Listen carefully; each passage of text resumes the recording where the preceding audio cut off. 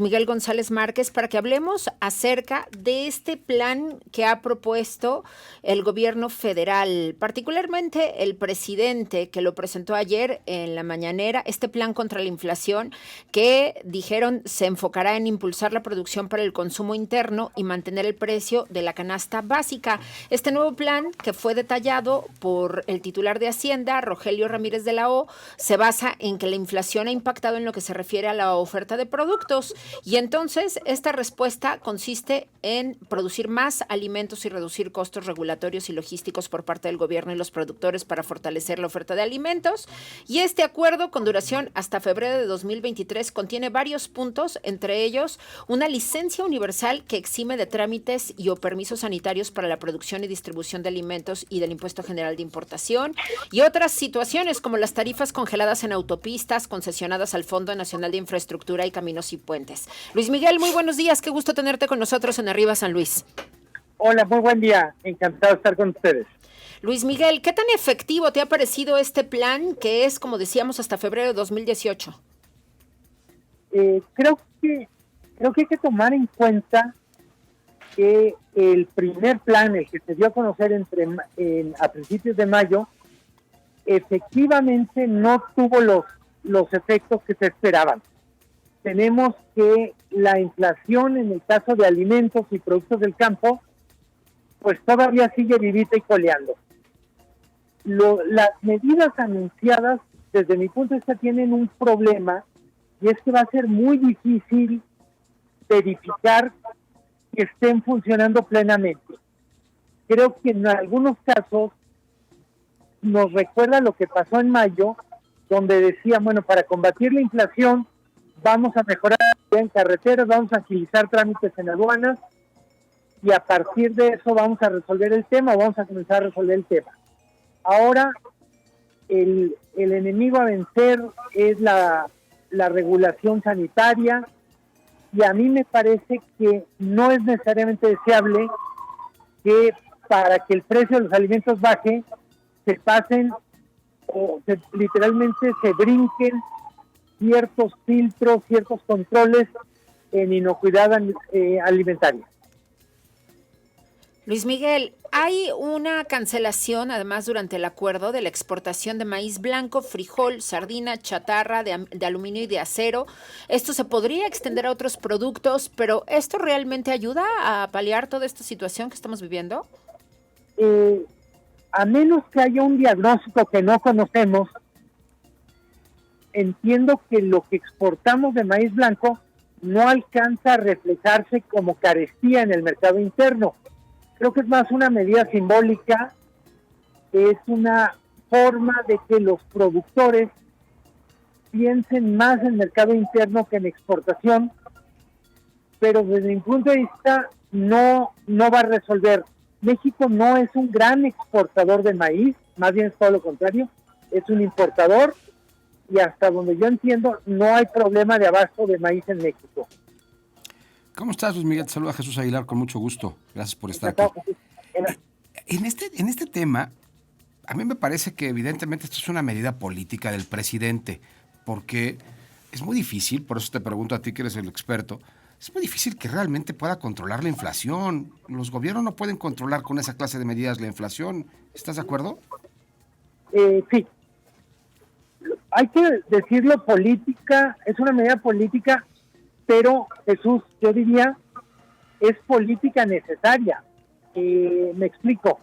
Creo que pocos temas en este momento son tan relevantes para una familia mexicana como la inflación.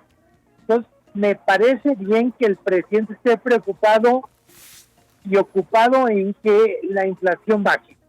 Coincido contigo en que es muy complicado, entre otras cosas porque depende de qué está pasando con los precios internacionales de algunos productos. Para que los precios de los alimentos bajen en México, pues necesitamos que los precios internacionales de los alimentos dejen de subir o empiecen a bajar.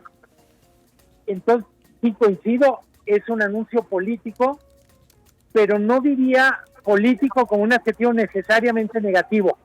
Creo que es bueno que de vez en cuando los políticos estén preocupados por las cosas que le preocupan a la gente.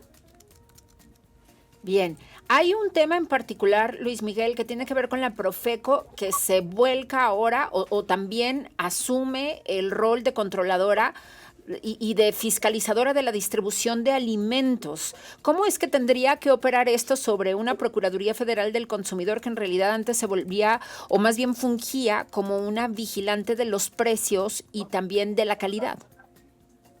Creo que es un punto clave, Eva María. Mucho de lo que escuchamos ayer son enunciados generales. Falta ver en detalle cómo va a operar. Decía ahorita, ¿cómo la Profeco se va a encargar de eso? O dicho de otra manera, ¿qué va a ser diferente de lo que está haciendo ahora? ¿Va a tener más recursos? ¿Los inspectores van a tener más facultades?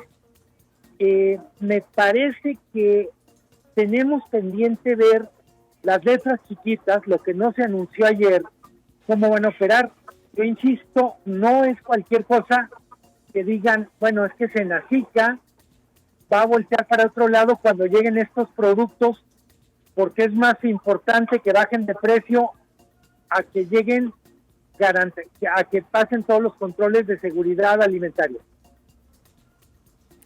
Luis Miguel, justamente hablando de la seguridad alimentaria, hay otras cosas que se están pasando por alto justamente que tienen que ver con el sistema, el Servicio Nacional de Sanidad, Inocuidad y Calidad, la Comisión Federal para la Protección contra Riesgos Sanitarios, la famosa COFEPRIS, que no están en este momento de crisis por la inflación, haciendo pues su papel adecuadamente, ¿no? De una manera realmente estricta, y que podría, como necesita el presidente, asumir una postura en la que le garantice a la familia mexicana poder acceder a un precio, entre comillas, razonable, la canasta básica, están perdiendo un poco el sentido en las otras partes. ¿Es así?